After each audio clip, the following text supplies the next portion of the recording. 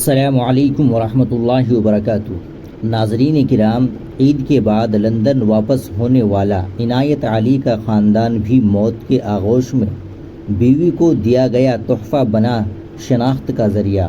گجرات کے احمد آباد میں جمعرات کو پیش آئے المناک طیارہ حادثے میں جاں بحق ایک اور خاندان کے لیے شناخت کا ذریعہ کوئی چہرہ نہیں بلکہ ایک چھوٹا سا سونے کا لاکٹ تھا۔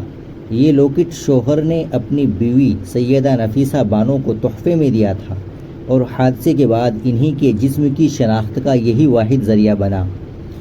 نفیسہ بانو ان کے شوہر سید عنایت علی اور ان کے دو کمسن بچے تسکین علی اور وقی علی کے خاندان کے دیگر 4 ارکان سید امان علی، سید جاوید علی، مریم جاوید اور سید زیان علی شامل ہے۔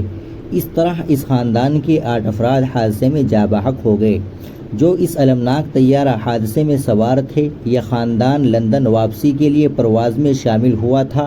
وہ ہندوستان میں 2 ماہ قیام کے بعد عید الاضحیٰ کی خوشیاں اپنے عزیز و اقارب کے ساتھ منا کر واپس جا رہے تھے۔ اس دوران وہ بے حد خوش تھے، لندن واپسی کی بات کر رہے تھے اور ان کے چہروں پر خوشی جھلک رہی تھی۔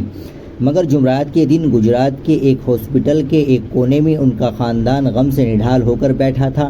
وہی لوگ جن کے ساتھ کچھ دن پہلے تک کہے گونج رہے تھے، اب صرف یادوں کا حصہ بن گئے۔